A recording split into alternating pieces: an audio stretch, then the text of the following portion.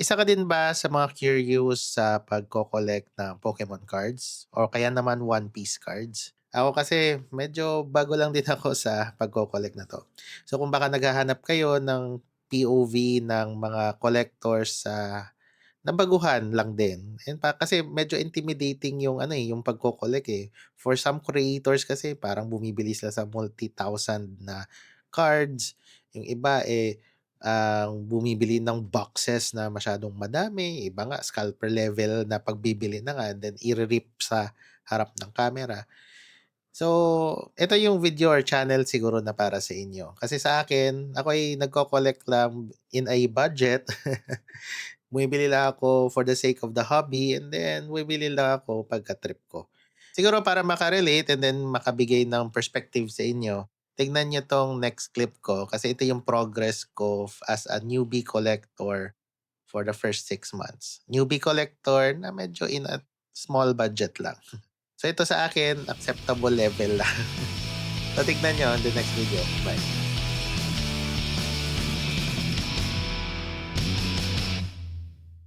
So welcome guys, no? Welcome to the channel and meron lang akong gagawin ngayon. Basically for the past weeks kasi yung ginagawa natin is more on the spotlight cards of the week. Because I am fairly new to the TCG collecting and then as I've mentioned before, nasa entry level point of view lang tayo. Meaning ang idea ko behind the TCG is basically ako na intriga lang ako at the same time na gusto ko lang may reminisce yung dati kong hinihiligan which is Pokemon. And then parang dahil may mabibilhang cards dito malapit sa amin, pinasok ko yung TCG collection. Bale, ganun yung POV ko. So, meaning, hindi ako ganun ka-expert. Hindi ako ganun ka-expert when it comes to this, especially for those na nagbibigay talaga ng mga opinion nila, may mga market study pa sila, and then may mga history silang alam. Ako naman is, katulad ninyo, especially for those who haven't tried it yet, curious lang sa hobby. And then, medyo na-inganyo na din ako. So, for today, I just wanted to show update or progress dito sa binder ko. Ganun. So, may binder came from Loaded Hobby Shop sa Shopee. For those who doesn't know, na I'm doing 151 right now. So, basically, hindi siya yung 151 master set kundi I'm trying to complete my first 151 Pokemon based on the National Pokédex. Now, so 151, no? So, I'll have to show you my binder.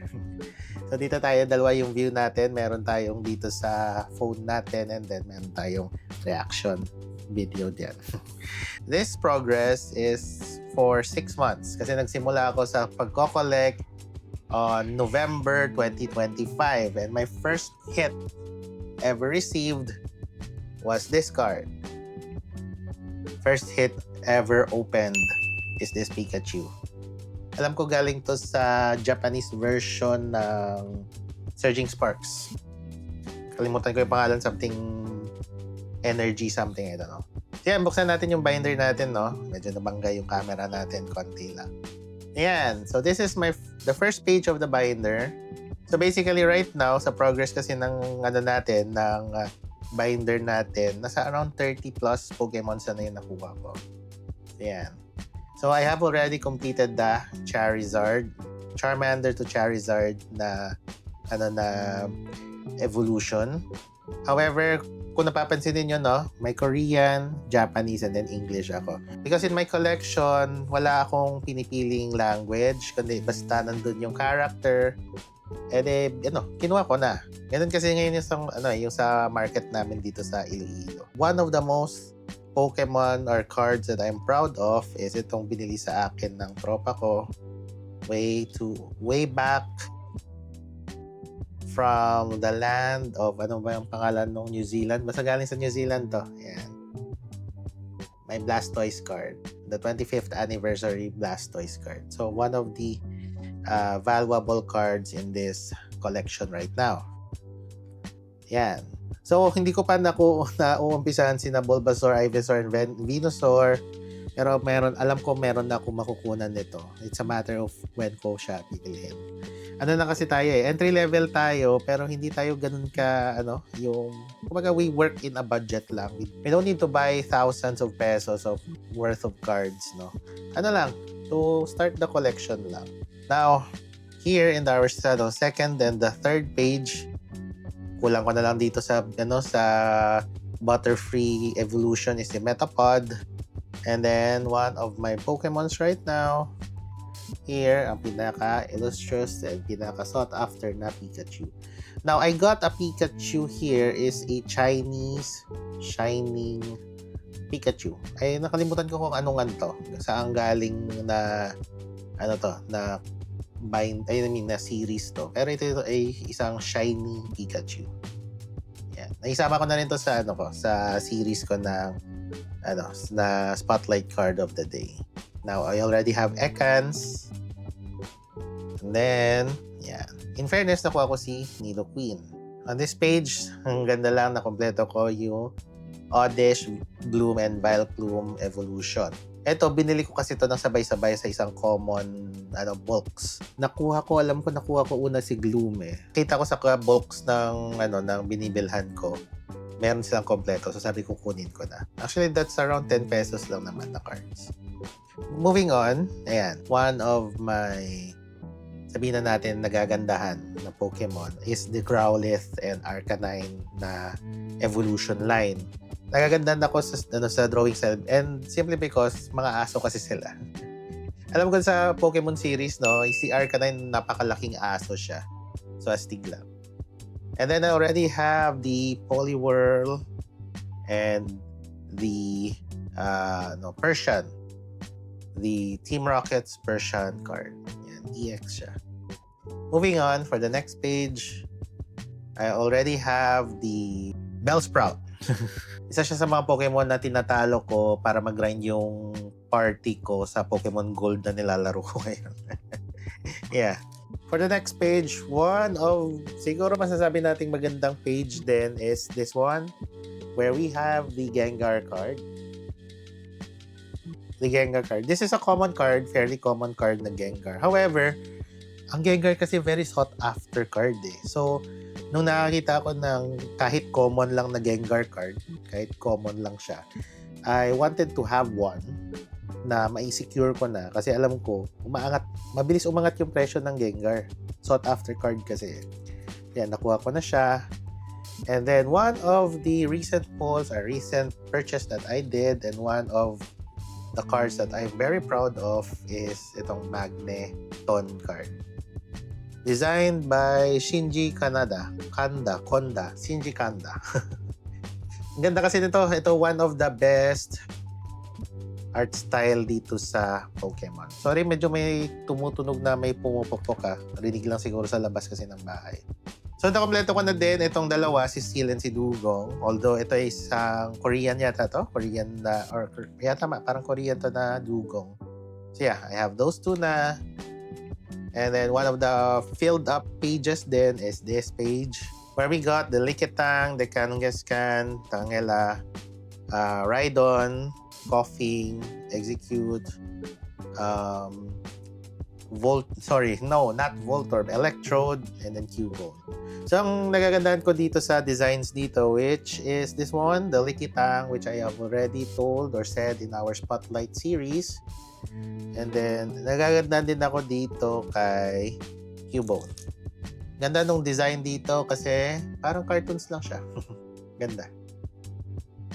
Also, I also bought this one, the Electrode card. Nasabi ko pa sa video, Voltorb. Si Voltorb. Pero yeah, Electrode card to. Gagandahan ako kasi parang kahoy yung design niya, yung color niya, di ba? Parang brown. Okay, moving on. Ang ganda din tong Tangela na to. Tingnan nyo. Parang gives up 90s na cartoon drawing. No? Galing. Move on tayo. Yan. Another page na medyo kulang.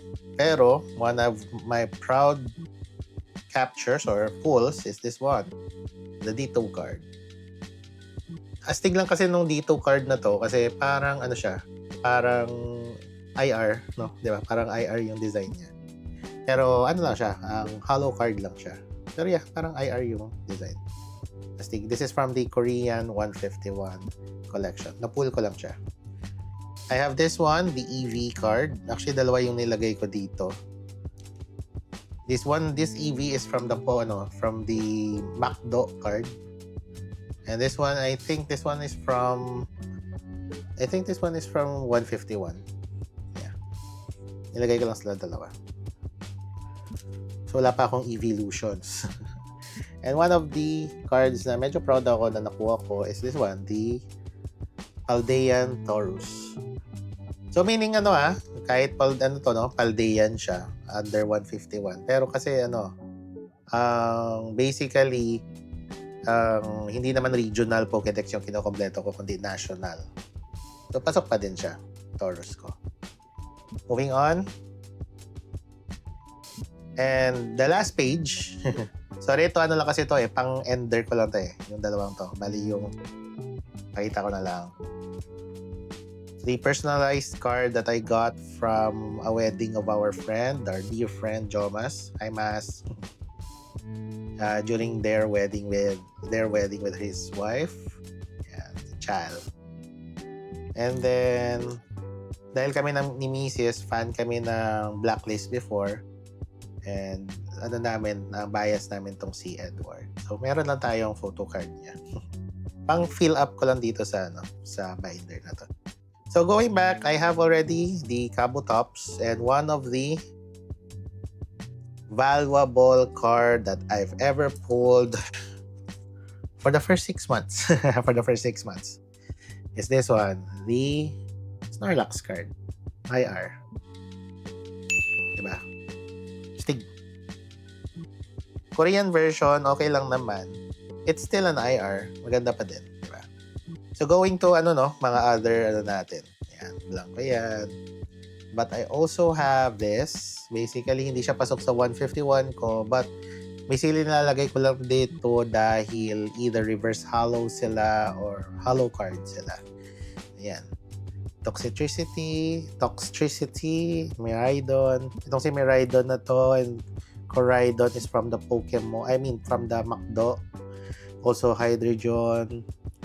MacDo din to. I got this from, I think this is, kalimutan ko, nakuha ko kay si Zaitan na to. Yeah. Yan yung mga nakuha ko for Pokemon. Now, sabihin nyo, bakit binabinder mo pa yung mga hollow cards? Sorry naman, hindi pa ako, hindi pa ganun kalaki yung collection ko. Gusto kong mailagay sa binder yung mga hollow cards muna. Sa susunod, pagka marami na yung cards natin, lagyan natin sila ng panibagong lagayan. Okay? Also, dahil nagko-collect din tayo ng One Piece, meron din tayo mga One Piece cards. And one special card na naipakita ko din last week sa ating Spotlight Card of the Week, the Red Eyes Black Dragon. Diba? This is my first Yu-Gi-Oh card. So sabihin niyo, bakit meron kang Yu-Gi-Oh card? Parang Pokemon and One Piece ka lang. Well, ito kasi parang may kasamang nostalgia kasi ito si Red Eyes. I mean, hindi lang si Red Eyes but Yu-Gi-Oh in general. May kasama silang nostalgia because of the anime we watched before.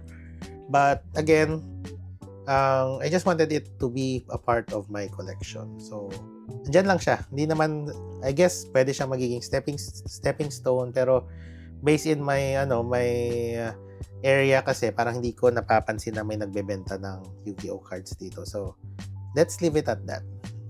So, yan. Meron tayo ditong mga hollow cards from One Piece.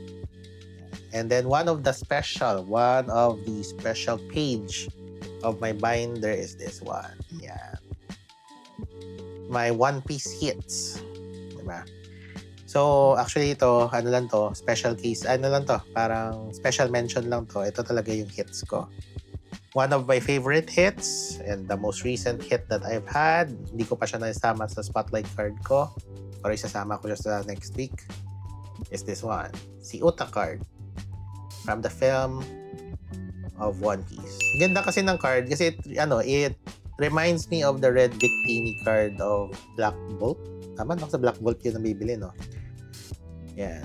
Kasi parang, di ba, ang dark niya for a card. Pero at the same time, very hollow. Ganda nung pagka-holographic niya. And then, ito naman, although ito fairly common card siya, hindi siya ganun ka-rare. But basically, mga leader cards kasi for me, rare siya eh. This is the first card that I've pulled and received na leader card. Sa One Piece kasi red is leader card. Yan. And then special din, chopper to eh. Gusto ko din kasi makakuha ng lahat ng cards from the lahat ng cards based on the Straw Hat Crew.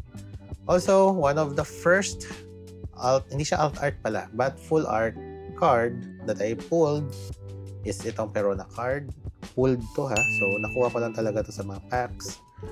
Also, one of the, sabihin na natin na swerte na din ako, is this one, si Fujitora card natin, or si Isho. Yung recorded na name nito, Isho eh. Mas si Fujitora. Yan. Ganda nung pagka-art niya, no? And lastly, I got these two cards that was sent to me from, kasama nito si Bulbasaur. Ay, sorry, sorry. Kasama nito si Blastoise na pinadala sa akin. Si Shanks, and then si Luffy, Nika. Tignan. Also for Shanks, this is the first card that I have from OP01. Bakit para sa akin special ang OP01? Ano yun eh? First pack yun eh. So special siya na meron tayong ganon. Diba? And then unlike Pokemon kasi, hindi ako masyado frequent bumili ng One Piece. Pero pagka-trip ko lang, bumibili ako. Tapos dito, ginagrouping ko lang yung yung cards ko. Bali, ito mga event cards. Ito mga character cards. Ayan. Ayan, character cards. I try as much as possible na i-group sila by color. Pag dumami siguro yun, makikita natin yung arrangement. So yun, wala na. And then, may mga cards nandito si Macy's na nilagay. Ito. Photo card sa Century Tuna kasi last year may hilig akong bumili ng Century Tuna. Nilagay ko lang kasi baka mamaya, baka in the future maging valuable siya. Ito, collection ni Macy's. Mahilig kasi siya kay Detective Conan. We got one SSR yung term dito eh. So, we got one SSR card. Si Heiji Hattori card. Yan, SSR card siya. Diba? And mga multiple rare cards lang. And lastly, we have Mobile Legends. Fan kasi kami ng Mobile Legends before. Until now naman, nanonood pa kami ng MPL eh. So, yun. Yun yung progress natin after 6 months. Okay, baka yung iba dyan magsasabing parang bagal naman ng ng card collection mo. Yes, mabagal talaga. Hindi naman kasi to, hindi naman to, tawag dyan? Hindi naman natin to ginawa para magpasikat ng, na collection. Ginawa natin to kasi hobby natin eh. Gusto ko magkaroon ng hobby kasi. And by the way, pakita ko lang. Ganito na din kadami yung bulks ko. Ganyan. For some, hindi pa to ganito kadami. Sa iba, ang dami ng bulks talaga nila. Box na eh. Ako ganito na kadami yung bulks ko. Ang funny lang dito, yung ibang Pokemon na nandito. Ganito kadami yung bulks. Ang funny lang, yung ibang Pokemon dito, hindi ko kilala talaga. Yeah. 151 na yung kilala ko lang kasi Gen 1 to Gen 3 siguro. May ibang Gen 5 kasi naglaro din ako ng Emerald. Or tama ba ako? Gen 5 ba yung Emerald? So yeah. So see you guys in the next video. Gawa pa tayo ng Spotlight Cards of the Week. Bye!